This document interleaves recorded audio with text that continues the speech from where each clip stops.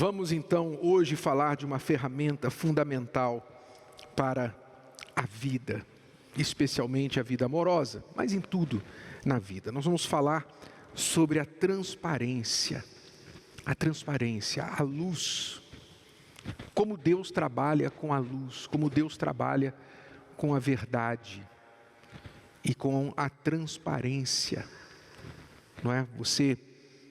Quando há transparência na vida, você pode usá-la para fazer, no mínimo, isso aqui. Você pode construir ou reconstruir a confiança, tão importante no relacionamento. Você pode começar um relacionamento corretamente, quer dizer, já começar certo, com a verdade, com a transparência. Não começar errado e a pessoa começa a descobrir coisas ao longo do caminho que você não falou no início. Começar corretamente e com base sólida. Não tem que ficar voltando atrás para reconstruir. E você pode alcançar a transformação pessoal mais rapidamente. Ou seja, quanto mais transparente você for com você mesmo, sobre a sua real situação, sobre a sua real condição, e com Deus, então mais rápido você poderá alcançar a sua transformação pessoal. Muitos demoram a mudar de vida, mudar a sua condição para uma melhor, porque a pessoa não é sincera com ela mesma. Ela não é sincera com Deus, não é sincera com ela mesma, ela não é sincera com a gente. E fica tentando mostrar uma aparência. Quer dizer, quando a pessoa não é transparente, então ela fica usando cortinas de fumaça, ela fica tentando administrar a verdade, que é dura, que é difícil, que é feia, ela fica tentando embelezar, maquiar a verdade para minimizá-la, a situação, o quadro difícil que é. Então ela demora mais a ter resultado. Porque Deus só pode trabalhar com a verdade, Deus só pode trabalhar com a sinceridade. Aliás, não é só Deus, qualquer um de nós só podemos trabalhar com a verdade. A pior verdade é melhor do que a mais bela mentira. Porque a pior verdade, você sabe o que você está lidando, você sabe o que é. Muitas pessoas não conseguem reconstruir um casamento após uma traição, uma quebra de confiança, não é porque é impossível, porque é difícil. É porque a pessoa que errou não é completamente transparente após o que errou. E aí a pessoa que sofreu a quebra de confiança fica sempre perguntando: será que agora está falando a verdade? Será que agora é para valer? Porque sempre tem uma coisa nova. Então a dificuldade não é um problema que aconteceu, a dificuldade é que a pessoa não é sincera, ela não é verdadeira. Então com a mentira não dá para trabalhar, nem Deus consegue trabalhar com a mentira. Deus precisa que a pessoa seja sincera, verdadeira. É interessante que lá no Apocalipse, falando da cidade santa, diz que diante do trono de Deus havia um mar de vidro, semelhante ao cristal. E ainda diz: e a praça da cidade de ouro puro, como vidro transparente. Ou seja, lá no céu, Deus usa a transparência, a luz. Não há trevas, não há sombra, não é preciso nem sol lá no céu. Porque a própria luz de Deus vai iluminar tudo. E haverá uma transparência em tudo. Quer dizer, Deus está associado à transparência. Assim como o diabo está associado às trevas, à escuridão, à sombra. Fazer as coisas no escuro. O diabo está associado à mentira. Ele é o pai da mentira. Ele está associado às meias verdades, ele é mestre em pegar uma verdade e torcê-la, misturá-la com a mentira e jogar para as pessoas acreditarem. O diabo está associado a tudo isso, mas Deus é luz, transparência, Deus é verdade. Jesus disse: eu sou o caminho, a verdade e a vida. E você tem que, se quiser construir um relacionamento sólido ou reconstruir, você tem que trilhar esse caminho da verdade, onde está a transparência. Sem ela, é impossível você vencer. A transparência, ela traz uma segurança para você, porque você sabe para onde você está indo, você consegue enxergar o que está acontecendo. Então, por exemplo, às vezes você tem uma pessoa, né, está num relacionamento e a pessoa ela não é transparente com você. Ela dá algumas informações, mas outras não. Aí você fica com aquela pulga atrás da orelha. Por que ela não está me dando todas as informações? O que ela está escondendo? E às vezes a pessoa não está nem escondendo nada, ela simplesmente não acha necessário ser transparente. Ela gosta de ser uma pessoa reservada, ela não gosta de falar muito, ela não gosta de se expor muito. Mas quando você é uma pessoa muito reservada, tudo bem, aí fora você pode ser reservado no trabalho, né, na escola, na faculdade, tudo bem. Mas em casa, com o seu cônjuge, aquela pessoa ali decidiu compartilhar a vida com você por o resto da vida. Então, essa pessoa não é uma outra pessoa qualquer, no mundo que não precisa saber de tudo. Ela é a sua parceira, o seu parceiro de vida. Então, tudo que acontece com você vai acontecer com ela, porque ela está com você junto. Então, no casamento, no relacionamento, você tem que ser transparente. Porque se não há transparência, há uma insegurança da parte da outra pessoa que pensa assim: por que não está mostrando? O que está escondendo? Por que não fala? Então, você quer reconstruir a confiança no casamento, você tem que ser uma pessoa transparente para essa pessoa, então, começar a sentir: não, eu sei o que está acontecendo. Eu sei como que está. Por exemplo, por que você fez aquilo? Não sei. Não está sendo transparente. A falta de transparência traz insegurança no casamento. E também para os solteiros. Hoje, o grande problema dos solteiros não é falta de solteiros, não é? Tem mais solteiros do que casados hoje, no Brasil, estatisticamente. O problema é o que está por trás do solteiro. Às vezes a pessoa diz que é solteira e não é. Então, o grande problema do solteiro é o que está ali por trás. No passado, quando as pessoas eram mais unidas em família, comunidade, todo mundo conhecia todo mundo, né? Você que tem uma idade um pouco mais avançada, você provavelmente deve ter crescido num lugar onde você conhecia todo mundo da rua, né? Sua família vinha visitar, você tinha muitas amizades, pessoas próximas. Hoje, você pode morar anos num prédio e nunca falar com o vizinho. Não é verdade? Você não sabe quem é a pessoa, porque as grandes cidades trouxeram esse fator, a quebra das famílias, as pessoas buscando dinheiro, deixaram a família em segundo plano. Então, no passado, era mais fácil você conhecer, porque você já tinha crescido com aquela pessoa, ou então conhecia alguém que cresceu com aquela pessoa e podia te dar toda a capivara dela, né, numa conversa. Hoje você tem que ter alguns encontros e olhe lá, você não consegue conhecer a pessoa tão rapidamente. E aí você às vezes tem uma boa conversa com a pessoa, aí decide: deixa eu ver a rede social dela. Aí vai na rede social, aí tem uma coisa lá estranha.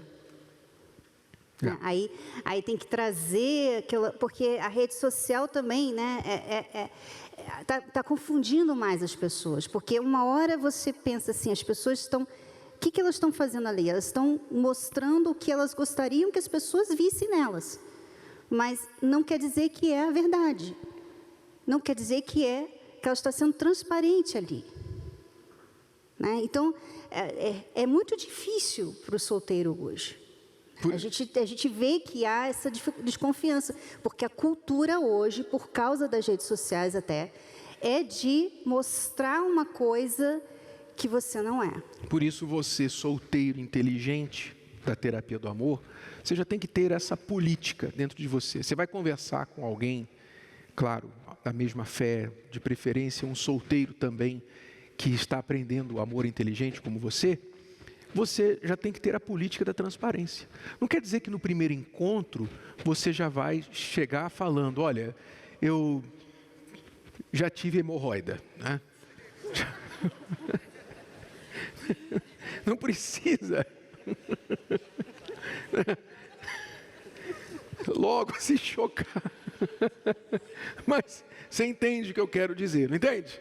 Você tem que ser transparente com as coisas que realmente importam. E quanto mais transparência, melhor. Por quê? Porque você também não quer, não é só a pessoa que precisa da sua transparência, mas você também não quer depois ter que começar a se explicar.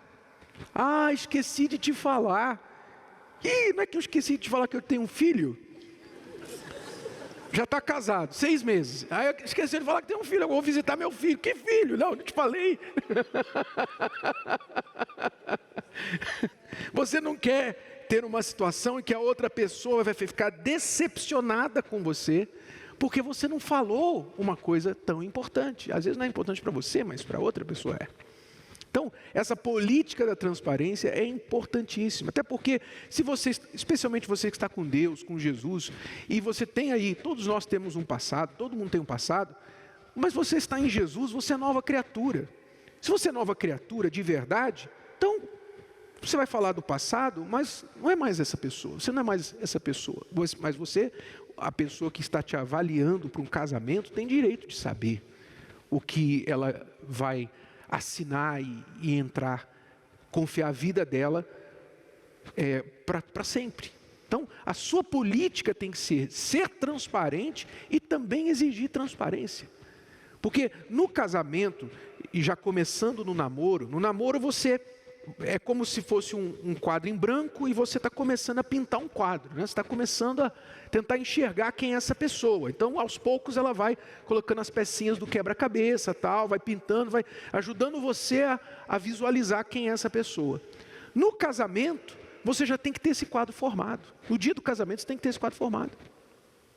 E manter esse quadro assim.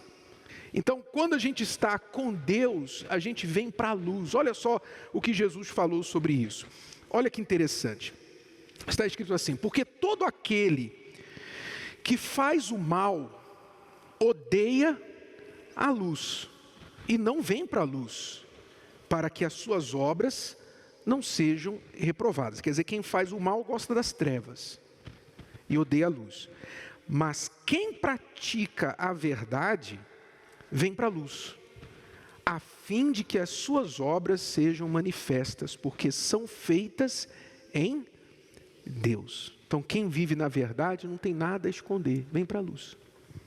Ele fala ainda assim: e não há criatura alguma encoberta diante dele. Antes, todas as coisas estão nuas e patentes aos olhos daquele com quem temos de tratar. E que isso quer dizer? Que por mais que você esconda de alguém, você não está escondendo de Deus. Então, a mesma política que a gente tem que ter com Deus, ou seja, eu não posso viver pensando assim, eu vou fazer uma coisa aqui, Deus não vai ver. Não tem como. Deus sabe todas as coisas, por isso eu tenho que andar na luz. Porque um dia eu vou prestar contas, está aqui escrito. As coisas estão nuas e patentes diante daquele com quem temos de tratar. Quer dizer, você vai ter que tratar com Deus cedo ou tarde, ou você vai ter que fazer uma oração e você vai ter que tratar com Deus. Ou quando você morrer, se você não orar a sua vida inteira, não se consertar a vida inteira, quando você morrer, você vai ter que tratar com Ele.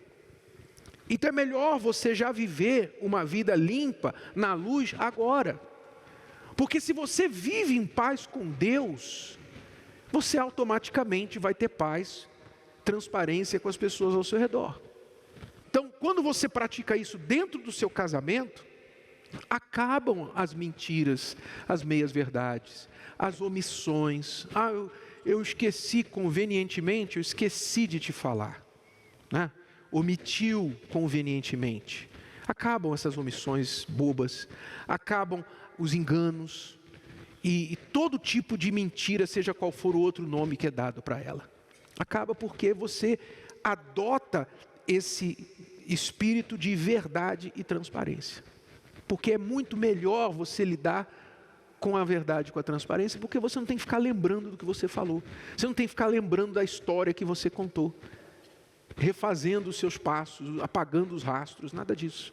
Então você tem o quê? Você tem paz, tem segurança, tem estabilidade no seu relacionamento. O que você fala, a tua esposa sabe que é aquilo mesmo, teu sim é sim, teu não é não, como Jesus disse, e vice-versa. Então, aí você pode construir. A base é sólida. Isso aqui já estando resolvido, você não precisa ficar voltando atrás e falar, mas peraí, você não tinha me falado isso? Mas peraí, o que é isso que você está fazendo? De novo, vocês não têm que ficar voltando atrás. Tem casal que sempre fica voltando. Eles não avançam porque nunca resolvem os problemas que ficaram pendentes. Nunca resolve. Por que nunca resolve? Porque não há verdade, não há transparência. Para concluir, olha só, esse texto que serve para os casais que estão doentes por causa da mentira, por causa da traição, erros cometidos que ainda não foram confessados. Confessai as vossas culpas uns aos outros e orai uns pelos outros. Para quê? Sareis, para que vocês sejam sarados, curados. Então, você talvez está com um casamento doente, porque você não foi transparente ainda com o teu cônjuge, não foi sincero, aí está carregando essa culpa, está carregando essa omissão, está ocultando, né, alguma coisa, e isso fica ali como uma comida estragada no estômago do seu casamento, sempre trazendo enjoo entre vocês. Então, eu sei que nem todos estão preparados para ter uma conversa honesta, verdadeira, transparente, hoje, agora. Talvez você está chegando aqui hoje e você traiu tua mulher, você traiu teu marido, e você não tem, teu marido não tem estrutura para ouvir isso hoje. Não tem. Tua mulher não tem estrutura para ouvir isso hoje de você. Mas você tem que começar a orar sobre isso. Você tem que começar a pedir a Deus força, coragem, sincero arrependimento, dia, hora e lugar para você ter essa conversa com teu cônjuge. Porque quando você tiver a coragem para trazer isso para fora, colocar tudo a pratos limpos, o seu casamento vai ser sarado. E você vai ser sarado em primeiro lugar, porque essa culpa vai sair de dentro de você. Carregar culpa é você carregar peso desnecessário, seja sobre traição ou qualquer outra coisa, porque nunca a sua consciência vai te deixar em paz. Nunca. Você pode esquecer, sabe, distrair e tal, não pensa sempre, todo dia, mas de vez em quando aquilo volta, porque aquilo não foi resolvido. Então é preciso logo chegar e falar, Senhor, é isso aqui, eu fiz isso e acabou. Confessar diante de Deus e diante de quem de direito.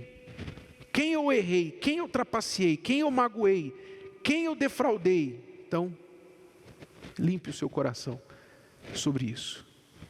Ah, bispo, eu tenho medo das consequências. Aí você tem que perguntar, o que você crê mais? Você crê mais na palavra de Deus, na promessa de Deus? Confessai os vossos pecados, Ele é fiel e justo para vos perdoar. Confessai as vossas culpas uns aos outros e orai uns pelos outros para que sareis. Ou você crê no seu medo? Você tem que decidir em quem você crê mais. Então, decida, tenha coragem de viver pela verdade, sempre. Adote isso como política para a sua vida. A partir de hoje, se você já não vivia assim, passe a viver assim, a partir de hoje. Tenha coragem. E ainda que você tenha vivido uma vida inteira de mentiras, confesse, abandone, mude e daqui para frente faça diferente. Deus dá a oportunidade para você mudar.